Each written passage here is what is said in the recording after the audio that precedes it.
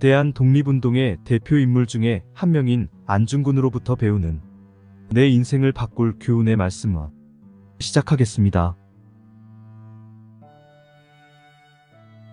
내가 만일 다시 살게 된다면 또다시 독립운동을 할 것이다. 이 말은 안중근의 독립운동에 대한 깊은 애정과 헌신, 그리고 열정을 보여주는 말입니다. 그는 자신의 붙잡힌 상황에서도 혹시 풀려나게 된다면 다시 한번 독립운동에 참여할 것을 선언한 의지의 표명이며 그의 독립을 위한 희생과 헌신에 대한 결심을 재확인하는 말입니다. 독립의 길은 스스로 만드는 것이며 이를 위해 목숨을 바칠 준비가 되어 있어야 한다. 이 명언은 안중근의 독립운동에 대한 열정과 결의를 보여줍니다. 그는 독립의 길을 스스로 만들어야 한다고 믿었고 그 일을 위해서는 목숨을 바칠 준비가 되어 있어야 한다고 생각했습니다. 이는 자주적인 사상과 행동을 통해 독립을 이루어내야 한다는 강력한 메시지를 우리에게 전달하고 있습니다. 우리 민족은 우리 자신의 힘으로 이루어낼 수 있는 것이라면 반드시 이루어낼 것이다. 안중근이 믿었던 우리 민족의 힘과 역량은 상상 이상이었습니다. 그는 우리 민족이 스스로 이루어낼 수 있는 것이라면 반드시 이루어낼 것이라고 믿었습니다. 이는 민족의 역량과 자립심을 믿는 것으로서 그의 열정과 결의를 보여주는 명언이기도 합니다. 국가는 누구의 것도 아닌 바로 국민의 것이다. 그는 국가가 국민의 것이라고 철저히 믿었으며 이는 국가의 존재 이유는 국민의 이익을 위한 것이라는 것입니다. 또한 국가의 권력과 책임이 국민에게 있음을 강조하며 국민의 이익을 위해서는 국가가 노력을 해야 한다는 것을 가르치는 말입니다. 나는 한 민족, 한 나라, 한 정치적 독립 체제를 지키기 위해 목숨을 바치겠다. 이 말은 안중근이 대한독립운동을 전개하는 목적과 이념을 잘 보여주는 말입니다. 그는 한 민족, 한 나라, 한 정치적 독립 체제를 지켜나가기 위해 목숨을 바치겠다는 것이 바로 궁극적인 자신의 목표이며 국가의 자주성과 독립성을 이루기 위한 열정과 결의를 나타내는 말입니다. 나는 자유롭게 사는 것보다 정치적인 자유가 있는 나라가 더욱 중요하다고 생각한다. 그는 자유롭게 사는 것보다는 정치적인 자유가 더욱 중요하다고 생각했습니다. 이는 개인적인 자유뿐 아니라 국가나 사회 전체의 정치적인 자유가 보장되어야 한다는 말로써 그는 민주주의와 인권을 매우 중요하게 생각했으며 이러한 가치들을 토대로 독립운동을 전개했던 것입니다. 오늘의 희생이 내일의 자유를 가져올 것이다. 그는 독립을 위해 모든 국민들이 오늘 희생하는 것이 내일의 자유를 가져올 것이라는 것을 강조하고 있습니다. 또한 대한의 독립을 위한 희생을 감행하는 자신의 결단력을 보면서 함께 나라를 위해 분연히 일어나는 용기를 불어넣어주는 말이기도 합니다. 남이 하지 않는 것을 하고 남의 생각하지 않는 것을 생각하라. 이 말은 안중근이 가진 독창적이고 창의적인 사고방식을 나타내는 말입니다. 그는 남들이 하지 않는 일을 하고 남들이 생각하지 않는 것을 생각해보라고 사람들에게 조언을 하고 있습니다. 이는 그가 혁신적인 아이디어와 새로운 방식으로 문제를 해결하려는 열망을 지녔으며 이런 그의 독특한 사고방식이 그의 활동에 큰 역할을 한 것으로 추측됩니다. 인간의 존엄성을 지키기 위해서는 싸워야 한다. 이 말은 안중근의 독립운동가로서의 자부심과 열정을 보여주는 말입니다. 그는 인간의 존엄성을 보호하고 지키기 위해서는 희생과 싸움이 필요하다고 믿었습니다.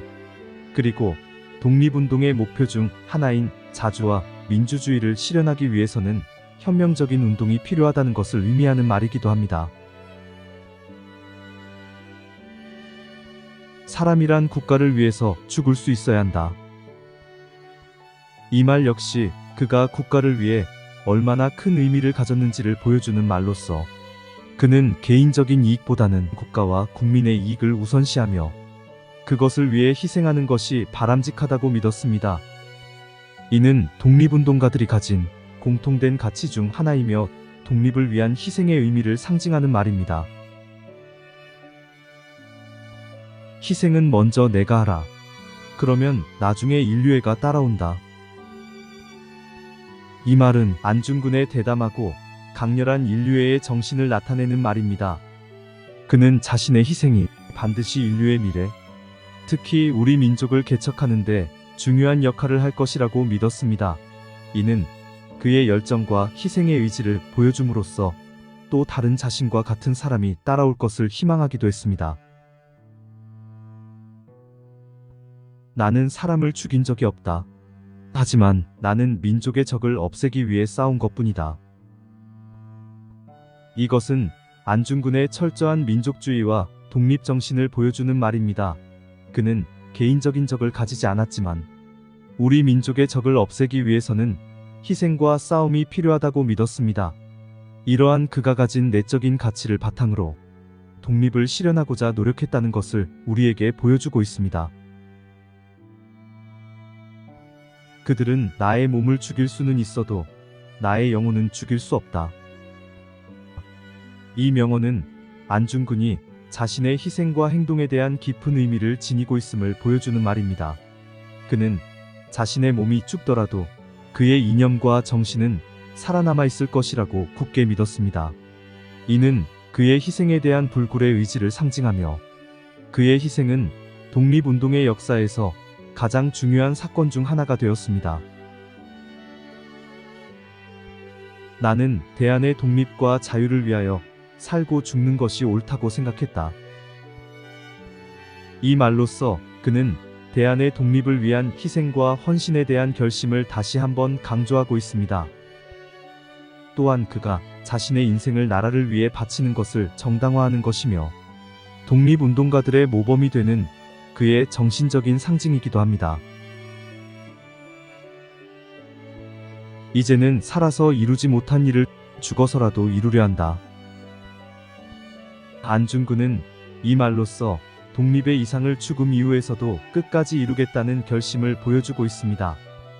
이는 그가 독립을 위한 열정과 헌신이 얼마나 심했는지를 보여주는 것으로 나라와 민족을 위한 진정한 그의 희생정신을 보여주는 말입니다. 우리의 독립은 반드시 이루어질 것이다. 하지만 우리의 희생도 클 것이다. 그는 대한 독립이 반드시 이뤄질 것임을 굳게 믿었습니다. 그렇지만 이를 위해서는 수많은 희생과 어려움도 함께 따라올 것임을 인지하고 있었습니다. 이는 그럼에도 불구하고 그가 가진 열정과 필승의 의지를 보여주며 독립운동가들의 결단력과 열정을 상징하는 말이기도 합니다. 나는 끝까지 대한의 독립을 위해 싸웠습니다. 이 말은 그가 자신의 삶을 바쳐 나라를 위해 싸웠음을 다시 한번 강조하는 말로써 대한의 독립을 위해 자신의 희생을 감수하며 그의 결심과 헌신을 다시 한번 강조한 것입니다. 이는 독립운동가들의 모범이 되는 안중근의 정신을 상징하는 말이기도 합니다. 나는 이제 나의 일을 마치고 사람으로서의 삶을 끝내려고 한다. 안중근이 자신의 희생을 선택한 이유 중 하나는 일본의 끝없는 고문에 지쳤기 때문입니다. 그는 이 말에서 자신의 결정에 대한 깊은 고민과 함께 책임감을 보여주며 독립의 이상을 위해 사람으로서의 삶을 포기한 희생자로서의 존재감을 다시 한번 강조하는 말이기도 합니다. 무릎 꿇지 말고 앞으로 나아가라. 이 말로써 그는 자신의 결심과 열정을 다시 한번 강조하면서 아무리 어려운 상황에서도 굴하지 않고 독립을 위한 행동을 계속해 나갈 것을 촉구한 말입니다. 이는 그가 독립운동가들에게 끝까지 싸울 것을 바라는 말로써 본인이 먼저 모범이 되는 그의 열정을 보여준 말이기도 합니다. 나의 죽음이 자유와 독립의 근원이 되게 하라. 안중근은 자신의 죽음이 독립의 근원이 되길 소원했습니다. 이는 그가 독립을 위해서 삶과 죽음을 바쳤음을 다시 한번 상기시키며 그의 죽음이 독립을 위한 큰 동력이 될 것임을 강조하는 것이기도 합니다. 나는 이 땅의 아들이요 대안의 자식이다. 그는 이 말에서 나라를 위해 끝까지 헌신하는 자신의 정신을 표현했습니다. 그리고는 자신은 대안의 자식임을 강조하면서 나라를 위해 최선을 다하는 국민이 되어야 한다는 것을 선포한 말입니다. 또한 이 말은 독립과 함께 나라의 발전을 위해서는 모든 국민이 하나 되어 힘을 합쳐야 한다는 것을 상징하는 말이기도 합니다. 이제 그만 집으로 가자. 그가 사형 당일 그의 동료들에게 말한 이 말은 그가 굳건하게 희생과 행동을 추진한 독립운동가로서 마지막 순간까지 자신의 결단력을 보여주는 말입니다. 그는 독립운동의 열망을 끝까지 의지했으며 그가 전한 이 말로 절대 굴복하지 않는 그의 결연한 의지를 보여주는 말이기도 합니다. 안중근은 대한제국 말기인 1879년 황해도에서 태어나 1910년 3월 26일에 순국했습니다. 그는 계몽운동가이자 군인이며 독립운동가였습니다. 그는 어려서부터 남달리 총명해서 말타기와 활쏘기를 좋아했고 개화 사상의 영향을 받아 신학문인 프랑스어를 배웠습니다.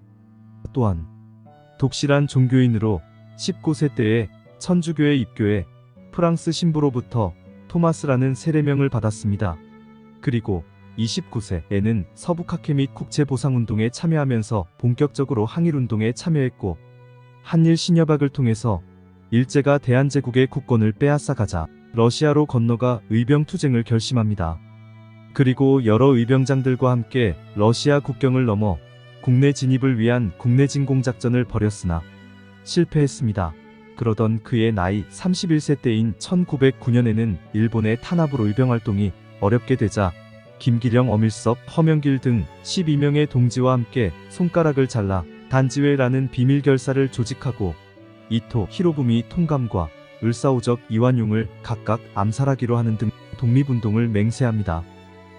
그러다가 10월 19일에 이토 히로부미가 만주를 시찰하러 온다는 소식을 듣고는 만반의 준비를 한 후 기차에서 내리는 그를 향해 방아쇠를 당겨 숨지게 했습니다. 이후 여순 감옥에서 재판을 받을 때 그는 재판받는 내내 법정에 모인 사람들에게 당당하게 말했습니다. 내가 이토 히로부미를 죽인 것은 독립전쟁의 한 부분이요. 또 내가 일본 법정에 서게 된 것은 전쟁에 패배하여 포로가 된 때문이다. 나는 개인 자격으로 이 일을 행한 것이 아니요. 대한국의군 참모중장의 자격으로 적장 이토 히로부미를 살해한 것이요.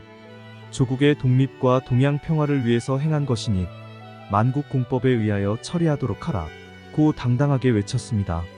이후 그는 일본인 판사들에게 사형 선고를 받고 1910년 3월 26일에 여순 감옥에서 순국하였습니다. 그는 죽음의 문턱에서도 나라의 안위만을 걱정했는데 그의 최후의 유언은 대한 독립의 소리가 천국에 들려오면 나는 그곳에서 마땅히 춤추며 만세를 부를 것이다 였습니다.